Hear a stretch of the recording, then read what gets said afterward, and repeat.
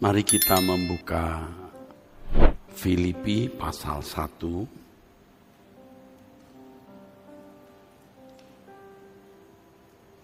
Filipi pasal 1 dari ayat yang ke-20. Dari ayat yang ke-20. Sebab yang sangat kurindukan dan kuharapkan ialah bahwa aku dalam segala hal tidak akan beroleh malu, melainkan seperti sedia kala, demikian pun sekarang. Kristus dengan nyata dimuliakan di dalam tubuhku.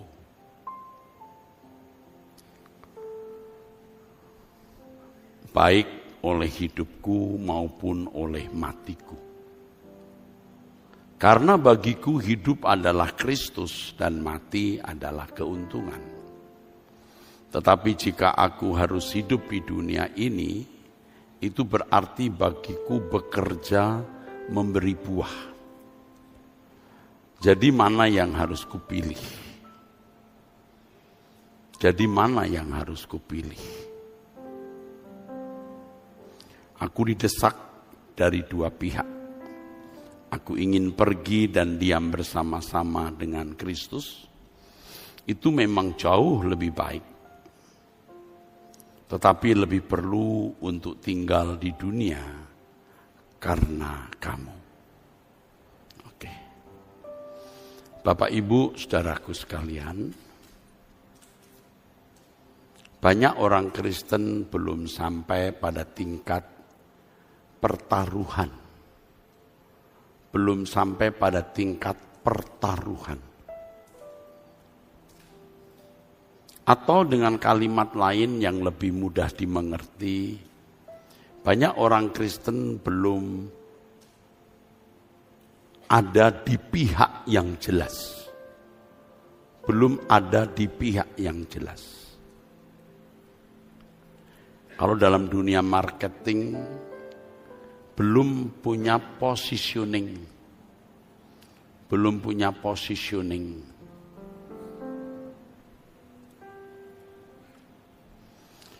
Karena tidak sepenuh hati mengasihi Tuhan.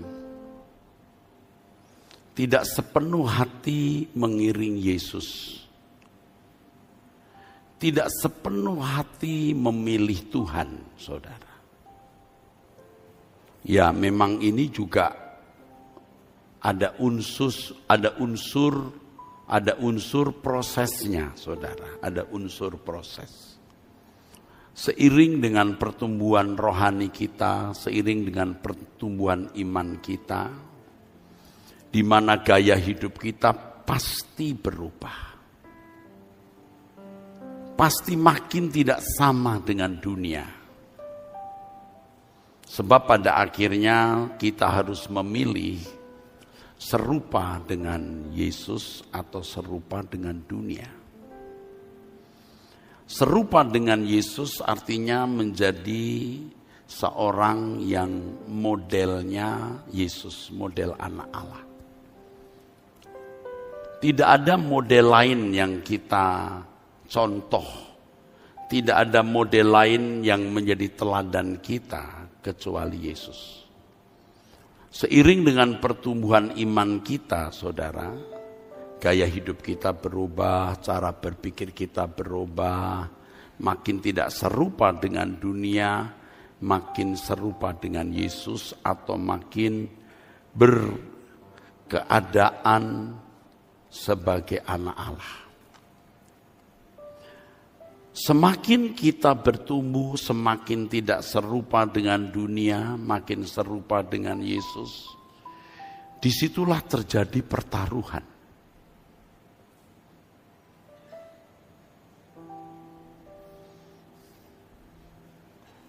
Kita seperti menantang dunia. Siapa yang benar?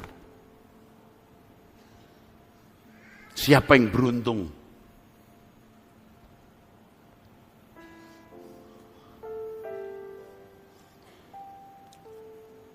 Kita menunjukkan di pihak siapa.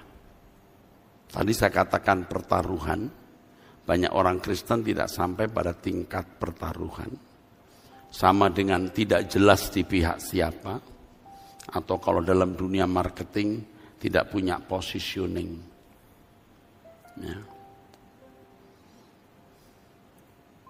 Kalau orang jualan itu jelas, kalau buka restoran, kamu ini mau masakan native, masakan lokal atau masakan campur aduk. Ada kan restoran yang masakan Jawa ada, Western ada, Chinese food ada, tidak jelas positioningnya. Ya. Kalau mau jualan bakso jelas mau ada babinya atau tidak. Kalau ada babinya ya memang ini haram untuk orang yang tidak menghalalkan babi. Jelas positioningnya. Ya. Jelas tulis non halal. Jelas positioningnya. Kalau ibarat dunia kepartaian atau kemarin ini pada waktu pemilu, jelas di posisi siapa. Ya, mau merah, mau kuning, atau mau biru. Ya. Jangan hari Senin merah, Selasa biru, Rabu kuning. Tidak jelas. Biasanya orang begini penggembira. Ya, penggembira. Kalau kita di posisi Tuhan, kita melawan dunia. Perbuatan kita akan menelanjangi orang. Di lingkungan saudara, kalau bercanda ngomong jorok, saudara tidak ikut. Punya positioning. Ya. Sampai akhirnya mereka kurang enak bercanda jorok-jorok kalau ada Anda. Mereka berkata, ada pendeta loh.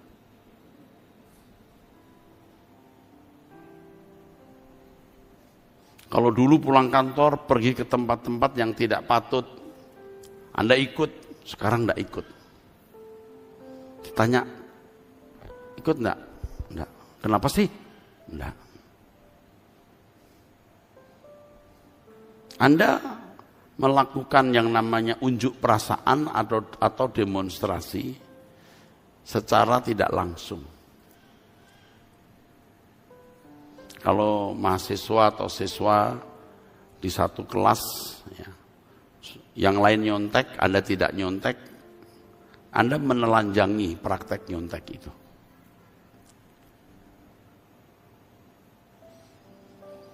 Nah, apa yang dikatakan Paulus ini, yang di ayat kita ini, berbicara mengenai hal itu, saudara. Bicara mengenai hal itu. Sebab yang sangat kurindukan dan yang kuharapkan ialah bahwa aku dalam segala hal tidak akan beroleh malu, melainkan seperti sedia kala, demikian pun sekarang Kristus dengan nyata dimuliakan dalam tubuhku. Kristus yang ada di surga, saya peragakan di bumi. Tadi saya katakan hidup sebagai anak Allah yang modelnya Yesus itu. Baik oleh hidupku maupun oleh matiku. Jadi dalam segala hal, dimanapun, kapanpun, aku memiliki warna ini. Bukan hanya di gereja jadi Kristen, seakan-akan serupa dengan Yesus. Nanti di kantor beda lagi.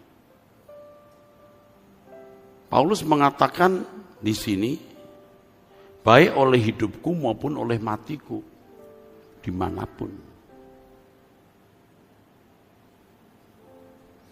Kalau pendeta ya mau menjadi pembicara yang diurapi, persiapannya tiap detik, tiap menit, tiap jam. Kita merindukan agar kebaktian kita seperti sekarang ini harus ada tanda-tanda kehadiran Tuhan. Sekarang belum, karena mungkin kita belum membayar cukup. Kita belum punya positioning yang kokoh. Nanti kalau ada orang punya kuasa gelap begitu masuk, jatuh di sana. Di Abam mungkin Anda mendengar yang ada seorang ibu, keluarga yang anaknya umur berapa tahun itu sakit, nggak jelas sakitnya. Ya. Tapi ibunya ini diganggu kuasa gelap sampai mukanya kuasa gelap itu di matanya dia. Datang ke tempat kami pada hari Jumat ya, waktu doa 2 sesi itu. Belum masuk ruangan saya sudah jatuh dia. Kaget juga itu orang. Kok bisa? Dia tidak akan bisa masuk ruangan saya.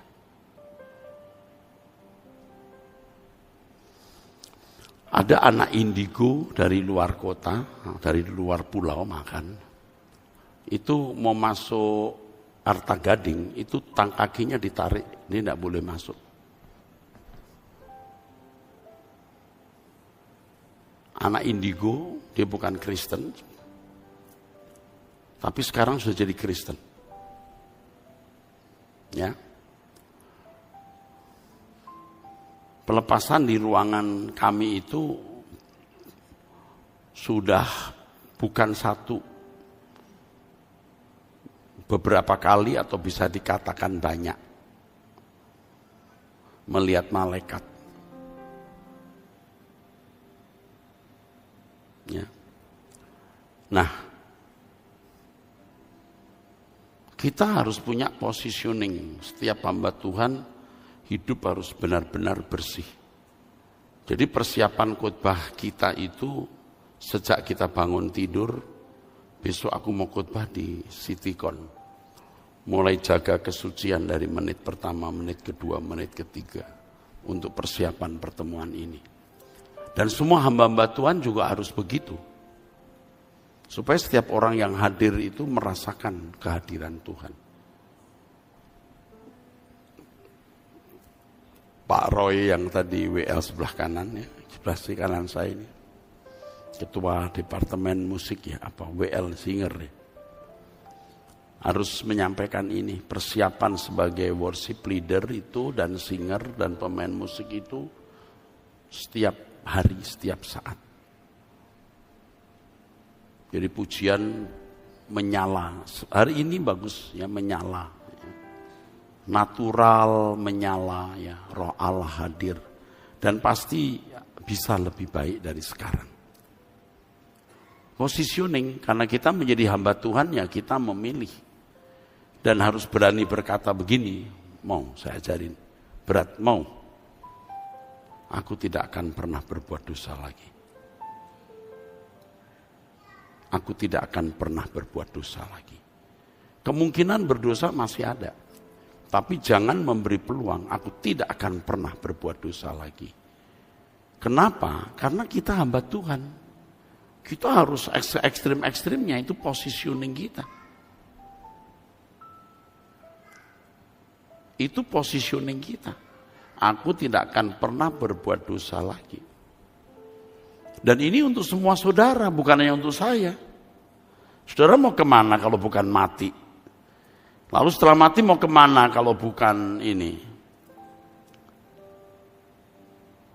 Di pengadilan. Saya masih punya hutang yang jalan pakai kursi roda ini. Ini masih hutang saya yang belum saya bayar. Saya mau setiap 1 hari berjalan tidak pakai kursi roda. Dan harus percaya Tuhan itu sanggup. Jangan ragu-ragu. Ini harganya harus kita bayar supaya yang pakai kursi roda masih muda, cantik, tidak pakai kursi roda lagi. Nyata Tuhan itu ada, bukan ngomong saja. Nah Tuhan membuat yang pakai kursi roda jalan kan gampang. Bukan kita. Belum kita bayar harganya, belum cukup. Jadi kalau saudara masih hidup dalam dosa, mendengar khotbah dari mimbar ini, Anda sudah Anda takut. Anda takut. Kok bisa takut ya? Karena roh Allah mencengkeram.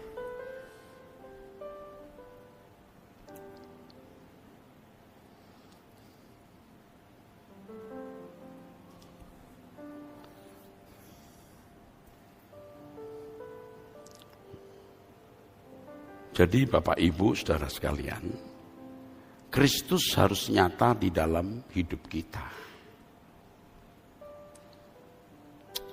Hidupku bukan aku lagi, tapi Kristus yang hidup di dalam aku. Ini sama dengan bagiku hidup adalah Kristus. Bagiku hidup adalah Kristus kalau dulu yang saya pahami, saya melayani Tuhan. Bagiku hidup adalah Kristus. Yang saya pahami, saya melayani Tuhan. Maka Filipi 1:21 ini ayat favorit. Kalau saya disuruh mengisi agenda nama Erastus tanggal ini ayat favorit, dulu kan begitu. Filipi 1:21. Ternyata tidak cukup begitu. Bagiku hidup adalah Kristus, artinya seluruh hidupku ini harus memperagakan hidupnya. Itu positioningnya. Kalau sudah sampai tingkat itu, saudara ngajak ribut dengan dunia. Nantangin. Katakan amin. Semua kita harus berani begitu, nantangin. Jadi waktu kita pulang ke surga, kita sudah bukan hanya yakin, tahu kita di pihak Tuhan. Malaikat-malaikat di surga juga tahu saudara di pihak kerajaan surga. Kalau sekarang kan tidak jelas, banyak yang tidak jelas, engkau hidup untuk dirimu sendiri. Saudara juga terseok-seok. Kita harus bisa dan berani berkata, hidupku ini pekerjaan Tuhan.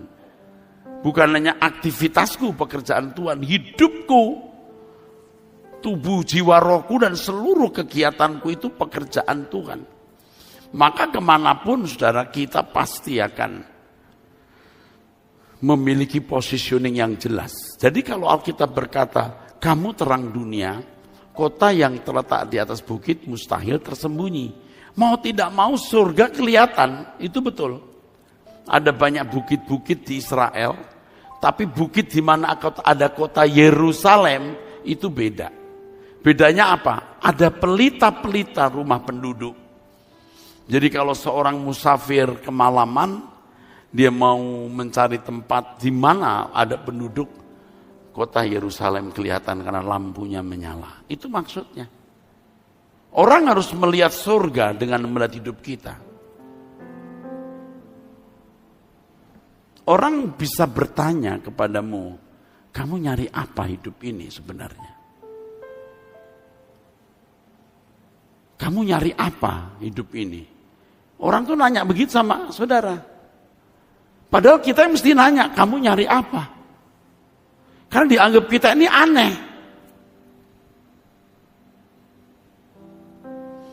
Jadi kalau belum sampai dipandang aneh, saudara masih wajar di dunia. Ya, masih wajar di dunia. Kita beri tepuk tangan untuk kebenaran ini. Mari kita beri tepuk tangan lebih meriah untuk kebenaran ini. Ayat 22. Tetapi jika aku harus hidup di dunia ini, berarti bagiku bekerja memberi buah. Bermanuver aktif bagaimana menghasilkan buah. Buah itu ada dua dan ini tidak terpisah. Buah kehidupan kekudusan, buah kehidupan yang indah, yang menghasilkan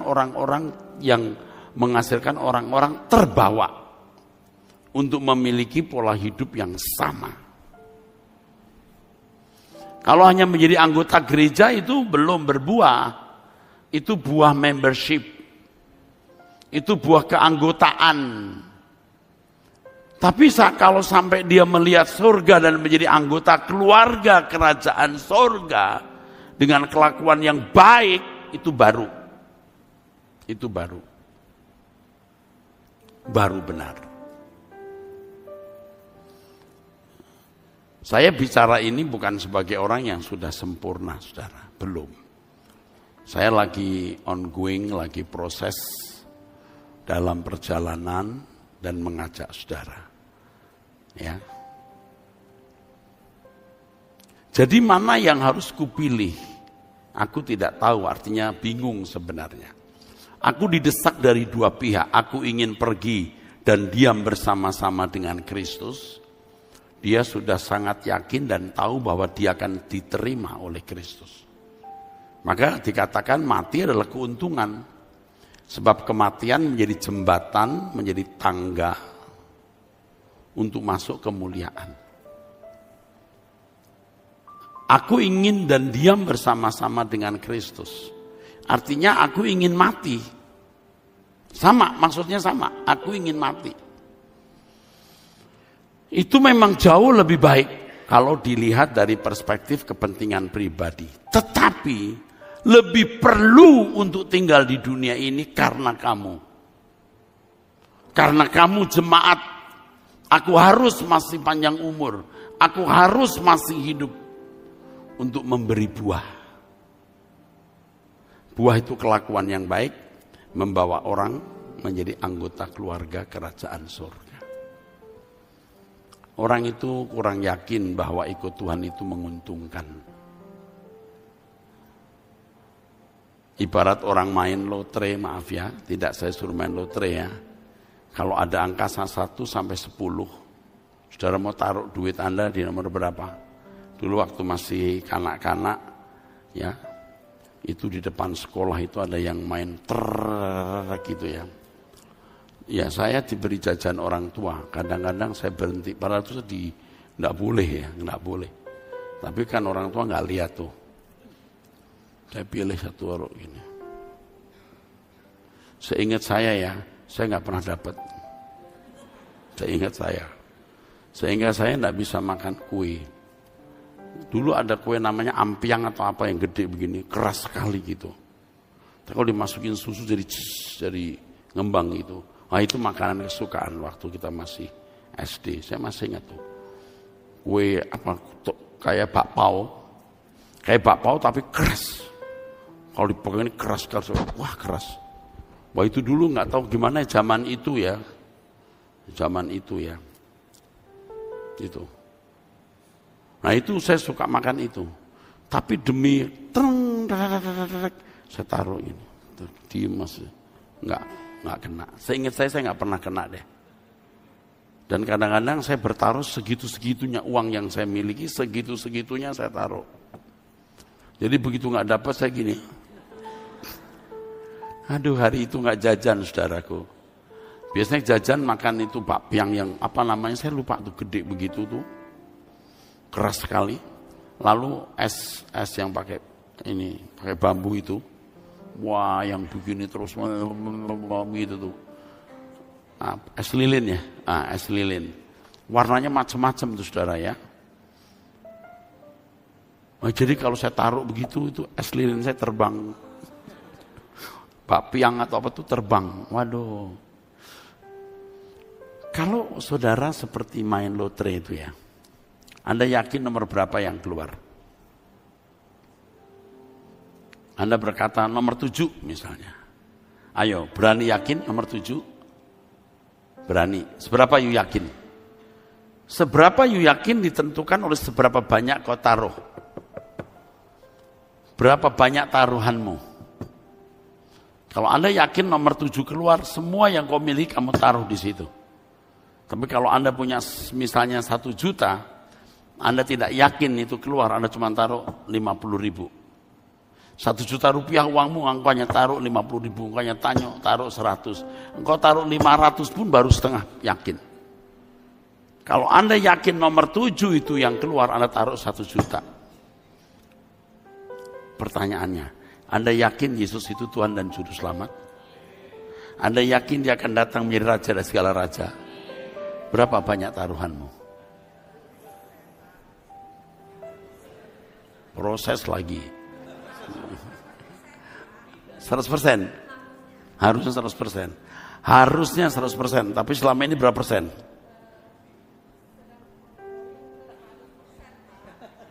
Sedang kumpul-kumpul. Ongoing juga. Oke, makasih. Yuk dengerin saya ngomong, yuk tembak lagi ucapan saya. Oke, bolehlah. Yuk pasti keseret terus. Kalau tiap hari kebaktian begini, yuk keseret. Saya sendiri sebenarnya juga bergumul di situ, saudara. Seberapa saya berani bertaruh. Hal ini sudah saya pahami lama sebenarnya. Berapa persen kamu bertaruh, Eras? Tapi kan saya ini tidak hidup sendiri, saudara. Saya punya pasangan hidup yang harus bisa mengimbangi saya, ya. Tidak boleh suka-suka saya. Tapi kalau saya sih udah dipaksa Tuhan, wis kepepet gitu. Posisi hidup saya ini sudah kepepet. Tuhan mengkondisi saya untuk sampai pada tingkat ini. Ya, seperti yang tadi saya katakan, kita khotbah besok jam 4 di Citycon. Itu dari pagi kita sudah mulai persiapan. Jangan menyentuh dosa. Jangan berpikir kotor. Jangan ucapkan kata yang salah. Karena kita mau dinaungi, dipenuhi Roh Kudus. Ya. Apalagi pelepasan. Waduh. Saya pelepasan baru ini, minggu lalu. Ya. Seorang ibu yang waktu kecil diserahkan oleh mamanya setengah dukun ke pantai selatan. Jadi sering diganggu dia, anaknya, ya, suaminya, ya. Sampai anaknya pun juga diganggu, suka mendelik apa gitu. Oke. Dia ceritakan tentang masa lalunya, ngomong-ngomong biasa. Tapi saya sudah tahu di dalam dirinya ini ada kuasa gelap. Suaminya bilang, Pak, sejak kami mau didoakan Pak Eras, dia ketakutan, Pak. Takut dia lihat Pak Eras, takut. Dia kalau ngajak ngomong Pak Eras, takut. Oh, saya sudah tahu pasti roh jahat di dalam dirinya. Jadi pada waktu dia cerita baik-baik, mata saya liatin dia. Dia masih dia nih. Tapi karena waktu saya sudah tidak cukup, saya langsung gini. Siapa kamu sebenarnya? Siapa kau? Langsung berubah dia. Ngomong gini, anak kecil. Gitu loh. Sama saya ngomong gitu kurang ajar. Anak kecil gitu. Wah, itu kalau setan mau menjatuhkan kita itu kata-katanya kurang ajar loh. Dia gini, anak kecil. Buset. Saya karena sudah berkali-kali ngusir setan, saya bilang gini, kurang ajar kamu. Ku buat kamu nanti menangis-nangis. Saya hajar kamu dalam nama Yesus. Turunkan api dari surga, bakar. Wah, langsung dia menggeliat. Sampai dia muntah darah. Muntah darah. Saya dengan Ibu Sarah itu istrinya Pak Agustinus Sugeng. Kan dia wanita kan, Ibu Sarah udah denger ini, saya udah teriak-teriak gitu, langsung dibuka pintu. Dia tahu udah, ini pelepasan ini. Udah, saya masuk. Setiap kali Ibu Sarah ikut bantu, saya tumpangin tangan juga dia dalam nama Yesus, Tuhan mengurapi. Coba setan bilang gini, anak kecil gitu, bisa digituin. Kurang ajar kan, melotot gini, anak kecil, gitu loh. Udah tua begini, itu bisa down gitu. Nah, yang saya cerita tadi belum masuk ruangan jatuh itu, kan di dalam langsung gitu kan ya. Dia bilang gini, kecil, gitu loh, kecil gitu. Ternyata dia sudah didoakan oleh pendeta sebelumnya dan juga didoakan oleh pastor. Mungkin belum beres ya. Dua-duanya dikatain kecil kamu itu. Setan suka mengecilkan kita loh, saudara. Lalu pura-pura sudah keluar gitu. Oh, udah beres nih gitu. Kita tanya, siapa namamu? Maaf ya, pernah juga saya sebut namanya. Ada satu nama disebut. Lihat mata saya, disebut namanya. Bohong kamu. Terus gini, hehehe, gitu loh. Setan tuh lucu loh. Kurang ajar loh. Dia gini nih. Gini kan, siapa namamu? Kan nama orang tuh disebut namanya. Waktu saya melepaskan nama orang lah ya, saya mau sebut namanya gak enak. Disebut nama terus. Tapi matanya bukan mata dia gitu. Bohong kamu. Saya merem gini. Hehehe. Kurang ajar loh setan itu. Pura-pura keluar gini. Kan kalau udah keluar suka blek gitu ya. Terus Setan tuh lucu banget loh, kurang ajar. Tapi kan Roh Kudus di sini bicara, belum, ini belum gitu. Iya, belum. Saya pelepasan dengan Pak Kyong-Kyong. Di lantai 2 orang mampu ini kaya, lantai 2. Enggak tahu gimana sepi ya. Suaminya mau ditenung, tak orang mau diteluh tapi kena istrinya. Jadi kamar mandi itu bisa banyak beling-beling yang berjatuhan gitu. Dia cerita sama saya, Pak kenapa ada beling-beling? Wah saya tahu ini pasti dikiriman. Saya datang ke Pak Kyong-Kyong. Udah mau gelap-gelap malam, mau kebaktian sorenya. Saya pikir sebentar. Wah rupanya enggak sebentar. Saya bilang, Pak Kyong tolong ambil air hangat di bawah. Saya mau minumin saya mau doakan airnya. Pak Kyong ke bawah enggak ada orang. Pak Kyong bilang ini, wah saya takut Pak sepi rumah.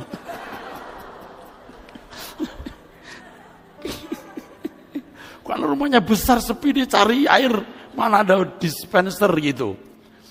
Tapi akhirnya dapat dia naik lagi. Memang kuasa gelapnya kan di mana-mana jadi mencengkram gitu. Sampai di atas saya minumin selesai. Udah. Saya buka pintu lantai 2, saya buka jendela, saya buka pintu. Terus saya bilang, dalam nama Yesus. Kaget Pak Kyong. Kita pikirnya udah keluar setannya. Dalam nama Yesus. Dia udah begini, udah diem, udah dipikir udah beres. Tapi pintu saya bukain. Keluar. Sekarang keluar. Pak Kyong bilang, Pak, saya udah keluar. Belum, saya tahu belum nih. Karena setan udah pura-pura gini. Iya Pak. Ya. Belum. Setan tuh licik. Ya, makanya kalau kita ndak kudus, ndak siap. Waduh. Gitu, anak kecil. Gitu loh. Udah setua saya, anak kecil. Terus yang kemarin jatuh itu juga bilang gini, kecil kamu, ngeri. Makanya saudara, persiapan untuk menghadapi pelayanan itu, every moment, setiap saat. Nah kita punya positioning. Jadi setan itu, nah ini mau cerita lagi jadi ya saya cerita aja deh. Istri saya sudah kasih tahu, Pap, kamu ngusir-ngusir setan ini dampaknya sampai ke rumah-rumah loh. Oh iya. Itu kalau rumah nggak dijagain itu bisa aneh-aneh juga gitu. Pap itu di kamar baju kenapa orang malam-malam jam 1 jam 2 klotak kayak mau ngambil baju, pembantu ngambil baju. Wow, saya bangun, saya masuk situ nyalain, nggak ada. Udah Mam tidur aja. Dia tidur, saya berlutut di situ. Saya ajak berantem dia dalam nama Yesus. Saya bakar kamu. Nah waktu baru masuk kamar baju, saya keluar dengan istri saya. Waktu saya belum doa ya, itu begitu saya masuk kamar tidur, kamar ruang, ada bunyi orang gini, krek, tau nggak kalau gini, krek. Tapi bagian atas, gini, bunyi krek itu ke bagian atas, di kayak atas, ya bukan plafon, sudah di bawah plafon, ini krek gitu. Tapi saya nggak mau bikin istri saya takut, ya udah tidur Mam, udah tidur. Saya diam-diam balik lagi ke tempat ruangan itu, saya menyembah Tuhan. Beberapa waktu kemudian saya suka ngusir setan. Fani mendengar itu suara kayak nangis, kayak ketawa di ruang baju itu juga. Begitu. Terus anjingnya gini. Di dalam kamar anjingnya dia tuh gitu. Terus dia seperti keluar bunyi sek kayak sendal gitu di. Fani mau keluar, anjingnya gigit dia loh. Kayak menghalangi gitu. Anjing digigit, ditarik, jangan pergi dan keluar. Tuh anjing itu bisa. Dia menghalangi di pintu itu, menghalangi anak saya jangan keluar. Waduh, jadi tambah sayang kita sama anjing. Tadinya kita kan nggak terlalu suka. Itu lucu loh anjing itu. Saya pernah cerita nggak anjing saya dimasukin kuasa gelap? Anjing itu bisa kemasukan kuasa gelap. Jadi dia nabrak pintu, duak, nabrak terus gini. Fani ditabrak, dia digigit gitu. Biasanya kan nurut banget. Dalam blepo, namanya blepo, nurut banget. Waduh, nurut banget saudara. Anak saya mau pergi bawa koper, dia udah ikut, udah mau pergi juga gitu. Dia tahu dia mau pergi. kalau anak saya pergi ke apartemen kan bawa koper, dia ikut, dia udah ikut, terus ngikut bawa ke apartemen. Nah, kali itu nggak mau nurut, nabrak badannya ditabrakin ke tembok, ke sini bluk gitu, terus gigit Fani. Dia teriak Fani, papa, saya lari, ada apa? Ini anjing. Sambil minyak urapan, dalam nama Yesus, yes, saya urapi, langsung cek, diem. Bener. Pak Eres aneh-aneh ceritanya. Bener. Nanti bau kabel, tiba-tiba bau kabel semua. Saya urapi dalam nama Yesus. Terus bau busuk gitu. Setan tuh dendam sekali sama saya. Itu positioning saya. Positioning saya terhadap kuasa gelap. Maka saya sering bilang lindungi, jaga, saudara. Jaga. Ini jadi ngomong soal setan deh. Kan anak saya juga pergi ke rumah sakit nih. Panas-panas kita pikir DBD ya Pak. Dibawa ke rumah sakit. Jangan sebut nama rumah sakitnya. Ke rumah sakit. Kena 3 hari. Ternyata enggak DBD. Takut DBD. Aduh, pagi-pagi jam 4 lebih. Saya udah bangun kan. Pap udah bangun belum? Udah. Saya jawab, ada apa nak? Pap, itu pintu kamar mandi kan keras, bisa buka nutup sendiri kan, truk. Itu bisa sekuat itu dibuka Pak. Krek. Pak Fani udah tahu ini kuasa gelap, terus saya nyalain lampunya. Itu kan tong sampah itu kan diinjek baru bisa begini Pak. Dia bisa tek plek. Waduh. Makanya pagi hari kapan saya bilang dalam nak buka mic-nya. Saya mau doa terus dalam nama Yesus roh jahat di rumah 2 hari yang lalu ya. Nah itu kan anak saya diganggu setan, jadi saya suruh buka mic-nya. Tek. Ya Bu ya, di sini ada ibu yang hadir di sini, nggak usah tahu. Tanya ibu itu rumah suka diganggu ya Bu. Ya kan, saya doakan, ibunya hadir di sini, saya doakan. Terus di lantai 2, pasti ada, di lantai 2 itu ada seperti papan. Nggak ada Pak, nggak ada. Ada pasti, saya mesti ngelihat itu. Oh bukan papan Pak, itu tempat tidur, saya balikin. Oh ya buang tempat tidur itu. Itu kan kalau pakai pikiran normal kan, mana bisa tahu. Itu Roh Kudus kalau bekerja. Nah, ibu yang punya rumah itu hadir di sini, jadi saya cerita ini beliau tahu apa yang saya katakan. Makasih. Untuk Tuhan kita tepuk tangan untuk Tuhan. Nah, karena menghadapi kuasa gelap kita tidak boleh bikin dosa. Maka kita punya tekad, aku tidak akan pernah berbuat dosa lagi. Punya positioning, saudaraku sekalian. Saudara harus punya positioning. Sampai orang-orang di sekitarmu tahu bahwa Anda itu bukan di pihak mereka.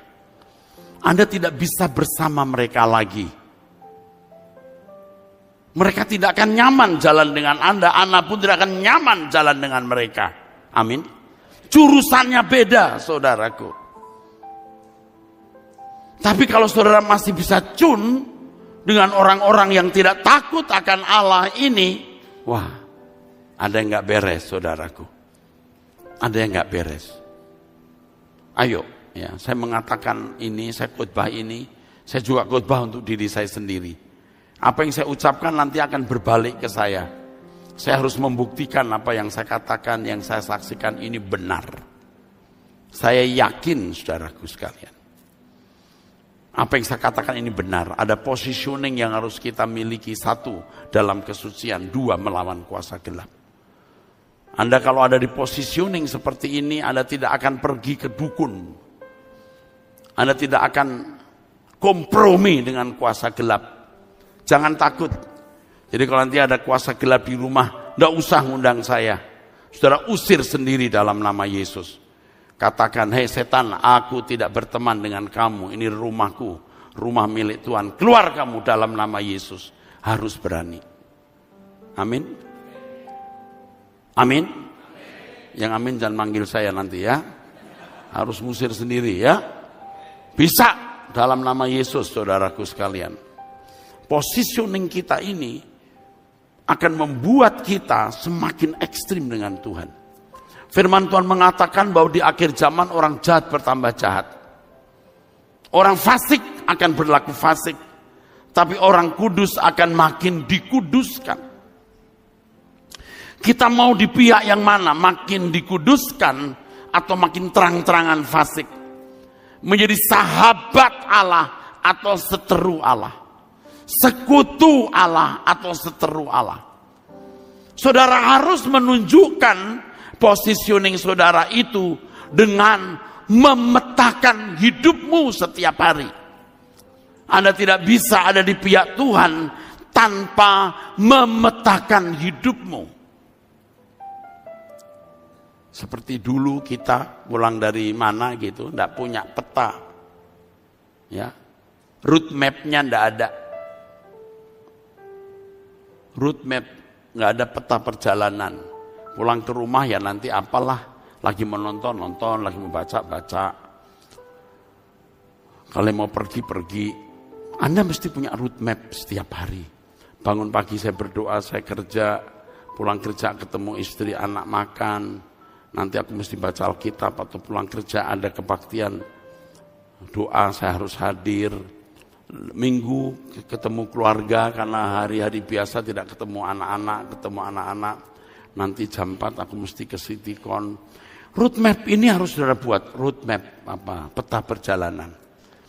Ya saudara bangun pagi, nanti malam hari, ya sudah selesai bercengkrama dengan istri, dengan anak, saudara mulai beri waktu doa. Kalau punya ruangan doa sendiri, Anda bertemu dengan Tuhan. Setiap hari harus ada waktu bertemu dengan Tuhan. Saudara bisa membangun satu frekuensi di mana saudara bisa mengalami perjumpaan dengan Tuhan. Seperti dulu ya, saudara kenal seseorang yang sekarang mungkin jadi pasanganmu. Kenal pertama biasa, tapi lama-lama ada ikatan sampai tidak bisa berpisah. Ada ikatan asmara, ada ikatan cinta. Dengan Tuhan harus ada ikatan itu. Allah bisa menciptakan hukum-hukum itu. Jalannya kapal di air, Archimedes. Jalannya Raja Wali di atas udara, aerodinamika. Jalannya laki-laki dengan perempuan. Itu hukum dan luar biasa Allah menciptakan hukum itu. Kalau Allah bisa menciptakan hukum hubungan pria dan wanita, Allah bisa menciptakan hukum hubungan pribadinya dengan kita. Kita temukan relasi itu. Kita temukan frekuensi itu, saudara. Dan frekuensi itu akan meneguhkan positioning hidup saudara. Saudara di pihak siapa? 2 Korintus 11 ayat 2 dan 3 Paulus mengatakan, aku mempertunangkan kamu dengan pria, yaitu Kristus, sebagai perawan suci. Sebagai perawan suci. Efesus pasal 5 mengatakan, rahasia ini besar. Hubungan mengenai suami istri itu rahasia. Bagaimana Allah mengikat mereka. Karenanya laki-laki akan meninggalkan ayahnya dan ibunya dan bersatu dengan istrinya. Ada relasi yang luar biasa yang bisa dikatakan misteri. Tetapi yang kumaksud, kata Paulus di Efesus 5 itu, hubungan Kristus dengan jemaat. Ada misteri juga, saudara. Yang bisa dirasakan setiap individu dengan dia, dengan Allah. Anda tidak bisa memiliki dua Tuhan. Satu Tuhan atau tidak usah sama sekali. Dan Tuhan kita adalah Tuhan. Majikan kita adalah Tuhan. Kekasih kita adalah Tuhan. Positioning kita jelas. Selain Engkau, tidak ada yang kuingini di bumi. Amin.